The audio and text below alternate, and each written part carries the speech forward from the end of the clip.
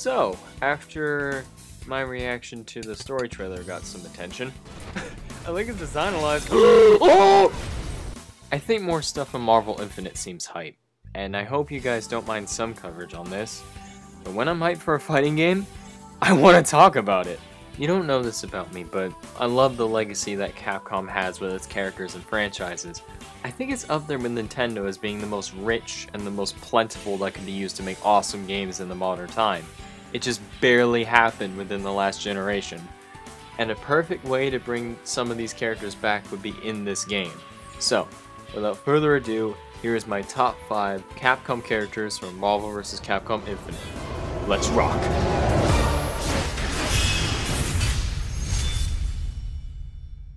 Now, these are characters who have never appeared in a Marvel game before.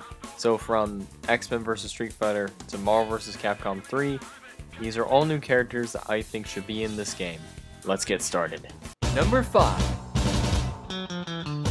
Now, there is a lot to choose from the Capcom library of characters. And I think one character that would make me incredibly happy being a hardcore fan of this franchise being the one-armed devil himself.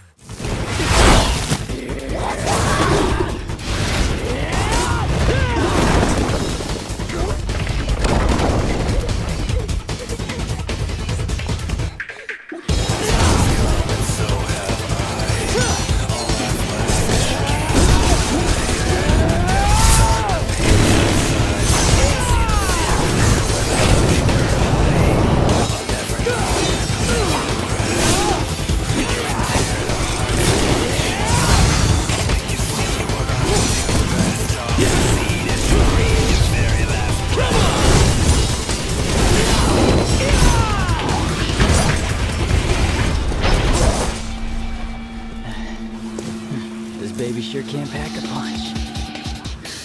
Nero from Devil May Cry 4. Yes, he may be a reskin of Dante personality-wise, but gameplay-wise is a whole different story. Nero has plenty of abilities up his arsenal. He can charge up his sword Red Queen to change properties on his attacks. His gun Blue Rose can delay bullets, in turn lots of juggling potential. The Devil Bringer, which is his arm, which can grab enemies from a distance. Ranged grappler character maybe? But then, with the power of Virgil's legendary sword Yamato, his Devil Trigger is unleashed. I mean, just look at it!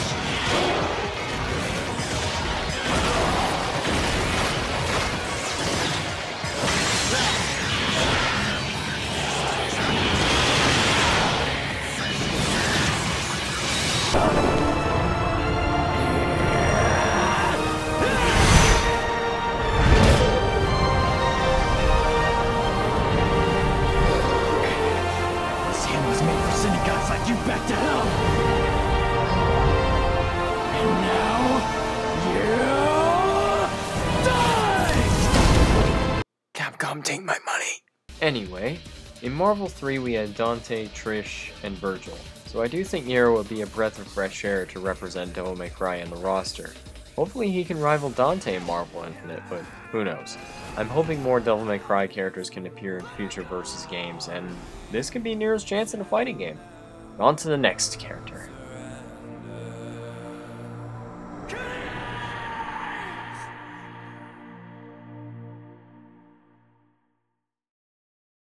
Number 4.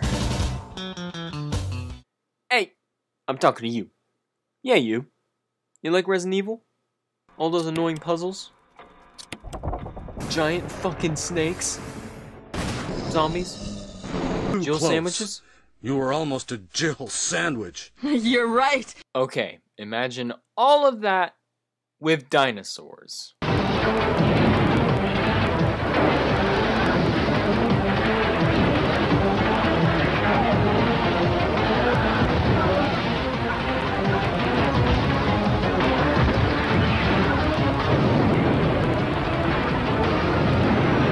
Dino Crisis, only from Capcom.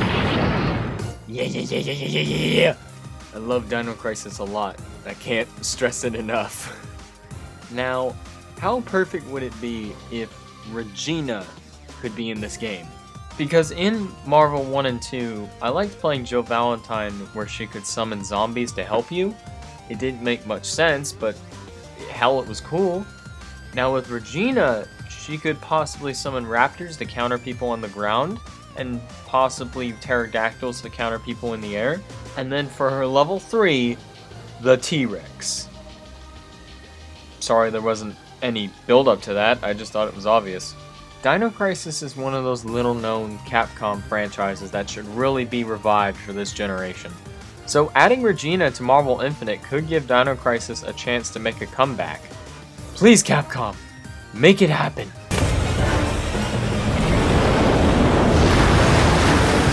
End of the line for you, handsome! You're extinct!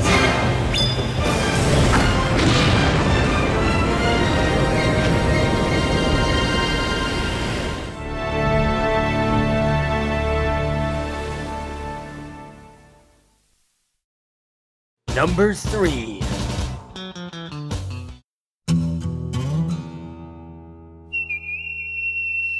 I have a question for all of you. Who do you think you are? God. How many of you have played a little game called Asura's Wrath? If I save Mithra, this hell will finally end! I did, and it was friggin' awesome. So awesome, in fact, that ever since the game's release, fans have been demanding Capcom to put Asura in a versus game, and this could be his chance. The main reason I would love to see him in Marvel Infinite is that he has all these ridiculous forms that he takes throughout the game that could expand his moveset a lot.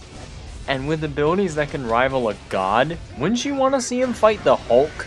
Putting him in to represent the Capcom roster would be a good idea.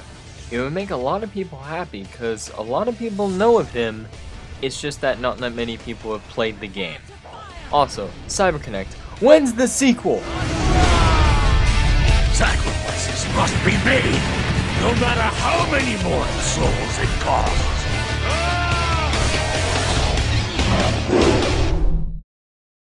Number 2! So, Smash Brothers. Yeah, okay games. Nothing special. They're okay. But who needs them? Besides, do any of you remember the Power Stone Wars? Welcome to Power Stone War! Who needs Smash Brothers when you got this? Power Stone was a Dreamcast launch title that also got a sequel on the same console. Fans have been petitioning to hell for Power Stone 3 or an HD re-release of some kind. But the next best thing would be to put Edward Falcon, the game's main protagonist, in this game. Power Stone came out around the early 2000s, and it's a very niche game, just like Dino Crisis. Falcon is a character that was sorely missing in Marvel 3, heavily requested, but a no-show. What I'm trying to say is, if they're looking for characters from the huge Capcom library of awesome characters, Edward Falcon could definitely take a spot for Power Stone. I mean, hell, the game already has Power Stones in it! So if Falcon could power up and throw items at your opponent, I think that would be awesome! By the way, if you haven't played Power Stone, please do. It's an amazing arena fighter, as well as Power Stone 2 with its 4-player multiplayer.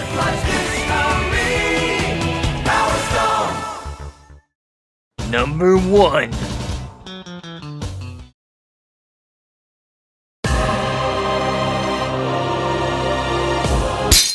I'm just screwing with ya, man.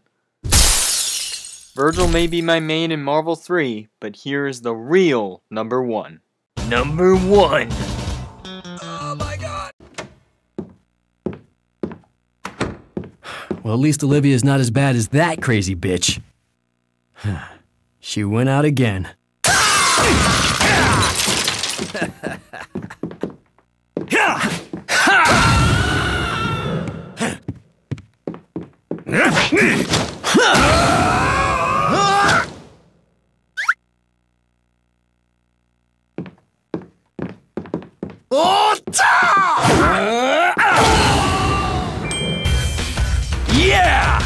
That's right, Gene from God Hand.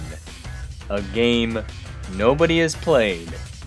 A game no one has even heard of. a game that IGN gave a 3 out of 10. So you know it's good. Gene would be goddamn perfect for this game. He would just fit in a fighting game in general. He has a flurry of ridiculous combos he can do, endless juggles to no end, tons of special moves from his roulette wheel, not to mention a quirky ass personality. Hey!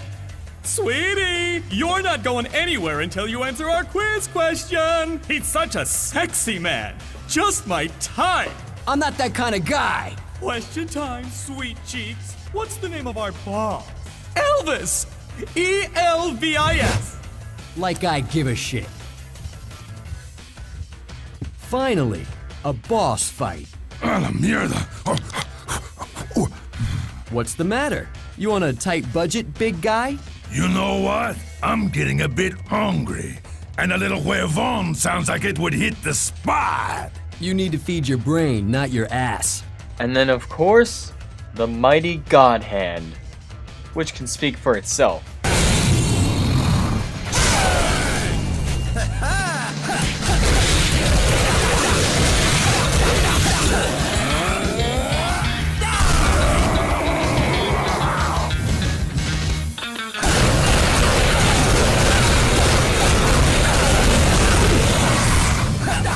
Fun fact is that when Vanilla Marvel 3 was coming out, Frank West from the Dead Rising series and Gene were going to be in the main roster, but were taken out due to quote-unquote RAM issues. What sucks is that Frank got his spot in Ultimate Marvel 3, but Gene was nowhere to be found. It's 2017 now, and we are thriving with next-gen gaming hardware, so I don't think RAM will be a problem. Now Capcom, from the bottom of my heart, please consider Gene for the roster on the Capcom side. I'm happy that Strider is in the game, but if Gene were to be announced at the upcoming E3 or something, I'd shit my pants. Your move, Capcom. Your move.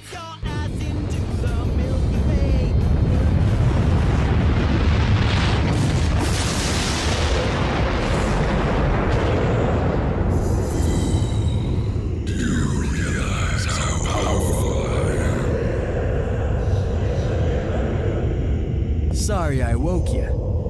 Don't worry, I'll tuck you back into bed.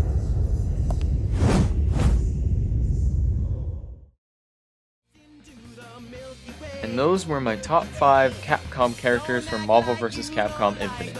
But don't go anywhere, because soon I'll be talking about my top 5 Marvel characters.